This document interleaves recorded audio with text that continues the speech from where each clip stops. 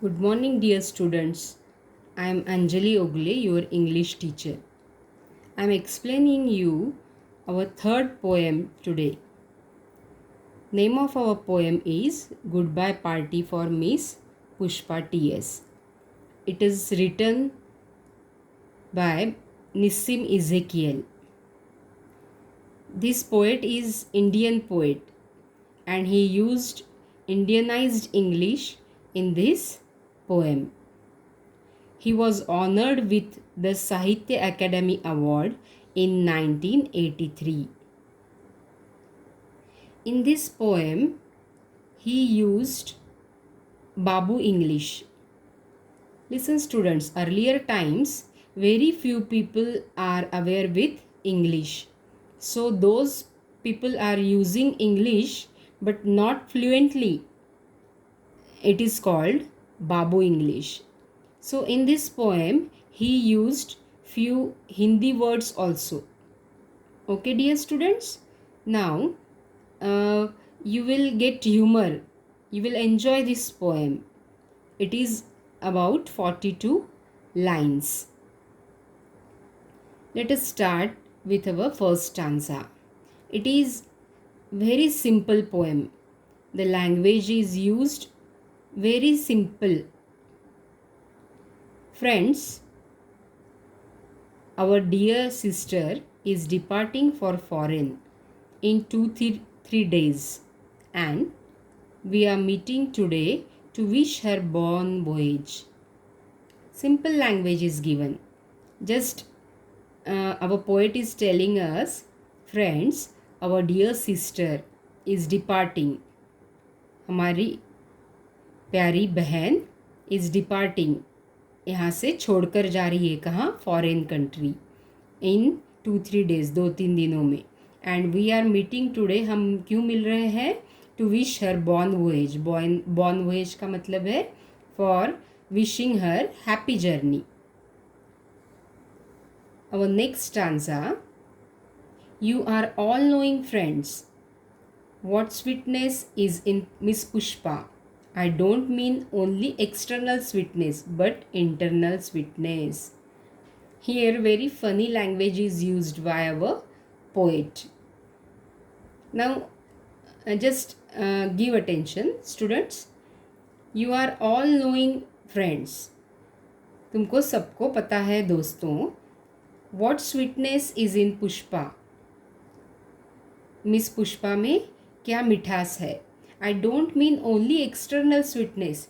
मैं सिर्फ बाहरी मिठास की बात नहीं कर रहा हूँ बट इंटरनल स्वीटनेस, बट अंदरूनी स्वीटनेस की मिठास की बात कर रहा हूँ.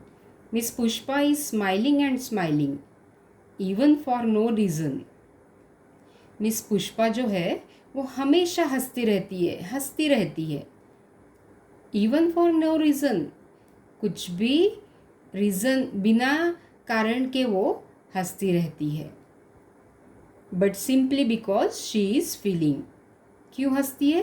क्योंकि वो हमेशा वैसा फील करती है, हंसने जैसा ही उसको फील करती है वो.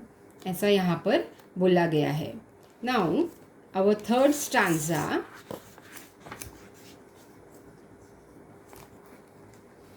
Miss Pushpa is coming from very high family. जो पुष्पा है, मिस पुष्पा है, वो बहुत बड़ी फैमिली से यहाँ पर आई हुई है. हर फादर वॉज रिनाउंड एडवोकेट. उसके जो फादर है, see I already told you students, our poet used very funny language here. देखो अभी पोएट की सिस्टर के बारे में पोएट बात कर रहे हैं एंड यहाँ बोल रहे हैं हर फादर वॉज रिनाउंड एडवोकेट. उसके फादर एक रिनाउंड एडवोकेट थे. तो हमको कैसे फील होता है ना कि जब बहन बोला है तो बहन के फादर, आवर फादर नहीं बोला, हमारे पिता नहीं बोला. यहाँ हर फादर वॉज रिनाउंड एडवोकेट. ऐसे थोड़ी सी फनी लैंग्वेज यहाँ पर यूज़ की गई है. हर father was renowned advocate. Renowned means जाने माने लॉयर थे वहाँ के, इन बलसर और सूरत.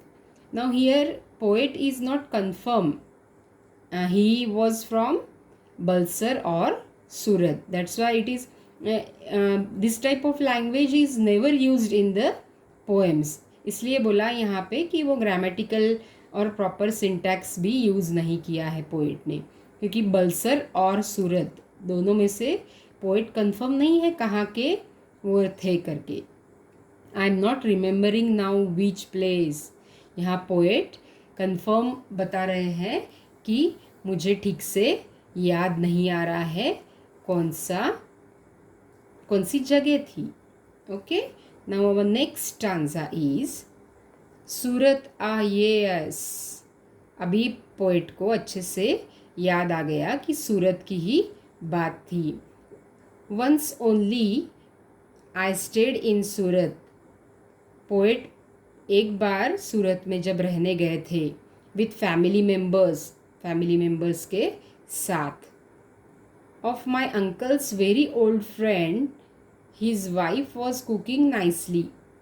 यहाँ पर उन्होंने बोला हुआ है कि मेरे जो अंकल है उनके बहुत पुराने दोस्त, उनकी वाइफ बहुत अच्छा कुकिंग करती थी.